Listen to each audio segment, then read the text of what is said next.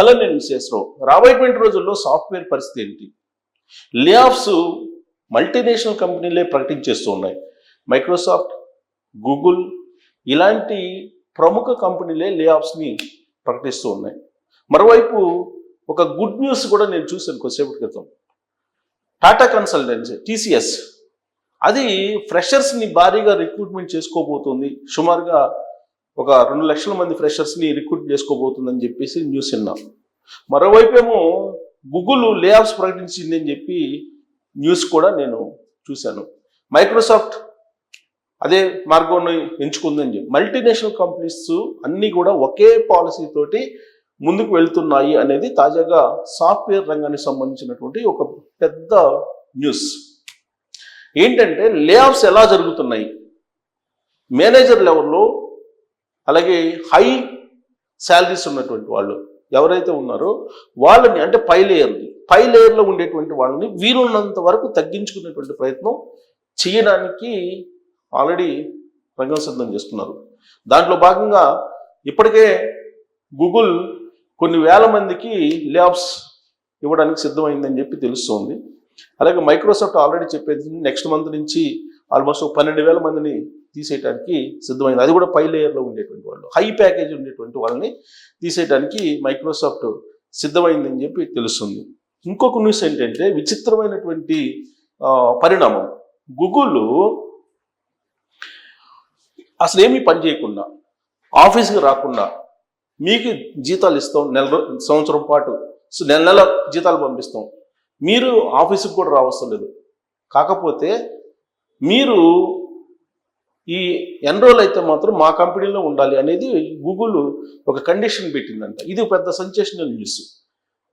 ఎందుకనంటే ఎవరికి ఆ అవకాశం ఇచ్చింది గూగుల్ అని అంటే, ఆర్టిఫిషియల్ ఇంటెలిజెన్స్లో ఎవరైతే టాలెంట్ ఉంటారో, క్రీమ్ ఉంటారో ఆ క్రీమ్ని క్యాప్చర్ చేసింది గూగుల్.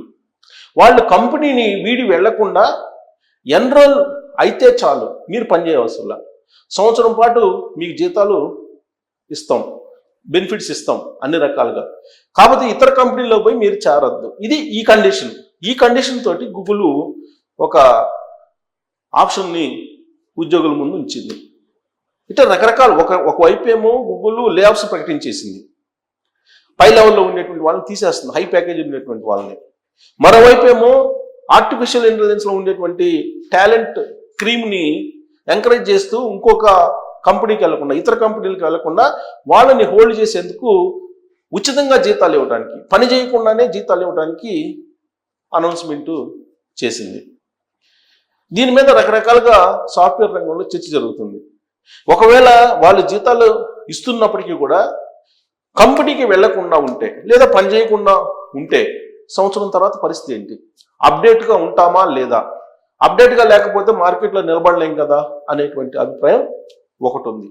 2, అసలు గూగుల్ కంపెనీ ఇలా ఎందుకు ప్రకటించింది అని అంటే, కాంపిటేటివ్ కంపెనీస్ని దాదాపుగా క్లోజ్ చేయడానికి గూగుల్ ఒక పెద్ద ఎత్తుగడ వేసింది. ఆర్టిఫిషియల్ ఇంటెలిజెన్స్కి సంబంధించి ఇప్పుడు టాలెంట్ పర్సన్స్ కొరత ఉంది. ప్రజెంట్ మనం ఆర్టిఫిషియల్ ఇంటెలిజెన్స్ ఫస్ట్ జనరేషన్లో ఉన్నాం. ఈ ఫస్ట్ జనరేషన్లో ఆ మాడ్యూల్ గురించి బాగా తెలిసినటువంటి వాళ్ళు, నిష్ణాతులు చాలా తక్కువ ఉన్నారు. వాళ్ళల్లో గూగుల్లో ఎక్కువ ఉన్నారు. వీళ్ళు వెళ్ళి ఇంకో కంపెనీలో జరిగితే ఆ కంపెనీలు ముందెళ్ళేటువంటి అవకాశం ఉంది. అందుకే ఇప్పుడు కాంపిటీషన్ నెలకొంది. పైగా అమెరికా, చైనా మధ్య ఈ ఆర్టిఫిషియల్ ఇంటెలిజెన్స్ రిలేటెడ్ మాడ్యూల్స్ మీద ఒక వార్ జరుగుతుంది. వాణిజ్య యుద్ధం ఎలా స్టార్ట్ అయిందో టెక్నాలజీ వార్ కూడా బాగా స్టార్ట్ అయిపోయింది. ఈ నేపథ్యంలో గూగుల్ ఉచితంగా సంవత్సరం పాటు జీతాలు ఇవ్వడానికి, పని చేయకుండా ఇవ్వడానికి సిద్ధపడింది. దీని మీద భిన్నాభిప్రాయాలు వ్యక్తం చేస్తున్నారు ఎంప్లాయీస్.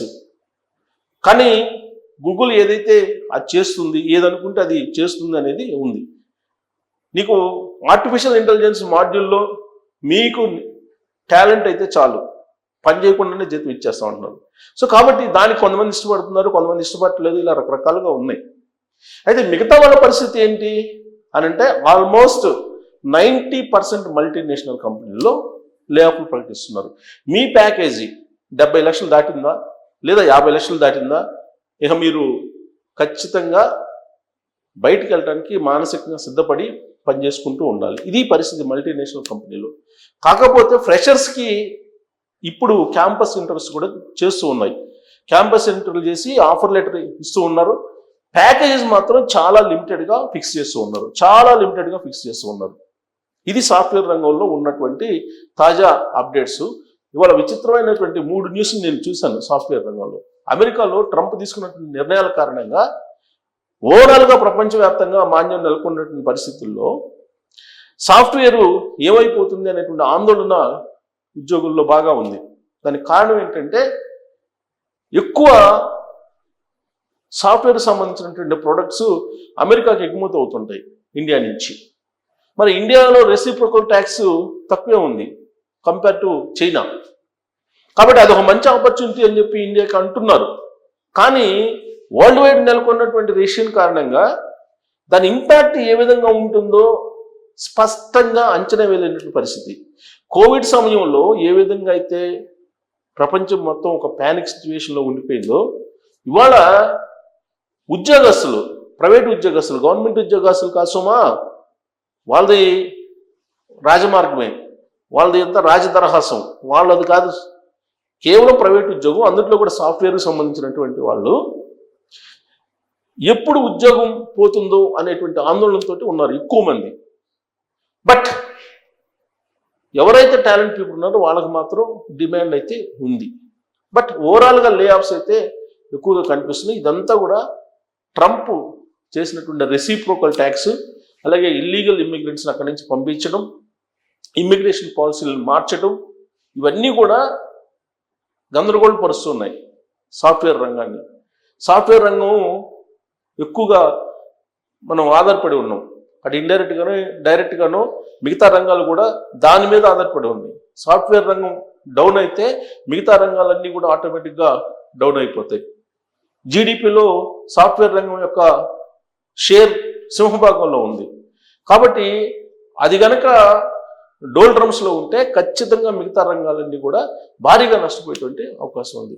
ఇప్పుడు లే ఆఫ్స్ కనుక ప్రకటిస్తే ఆల్రెడీ ప్రకటించేసాయి. మైక్రోసాఫ్ట్ ప్రకటించింది, గూగుల్ కూడా ప్రకటించేసింది. గత ఏడాది కూడా 10,000 మందిని తీసేసింది మైక్రోసాఫ్ట్. అలాగే గూగుల్ కూడా కొంతమందిని తీసేసింది.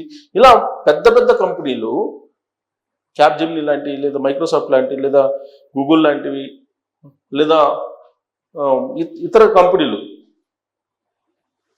ఇన్ఫోసిస్ లాంటివి, టెక్ మహీంద్రా, ఇలా ఒక్క కంపెనీ లేదా అన్ని కంపెనీలు దాదాపుగా పై లేయర్లో ఉండేటువంటి ఒక 30 to 40% పీపుల్ని లే ఆఫ్స్ తోటి ఇంటికి పంపించేటువంటి కార్యక్రమం జరుగుతుందని చెప్పి లేటెస్ట్ న్యూస్. సో గూగుల్ అయితే మాత్రం ఒకవైపు ఏమో ఫ్రీగా జీతాలు ఇస్తుంది, ఇంకొక వైపు లే ఆఫ్స్ అంటుంది. ఇది భిన్నమైనటువంటి వాతావరణం సాఫ్ట్వేర్ రంగంలో ఉంది. కాబట్టి అసలు వాస్తవం ఏంటనేది మీరు ట్రోల్ చేయొచ్చు. Thank you.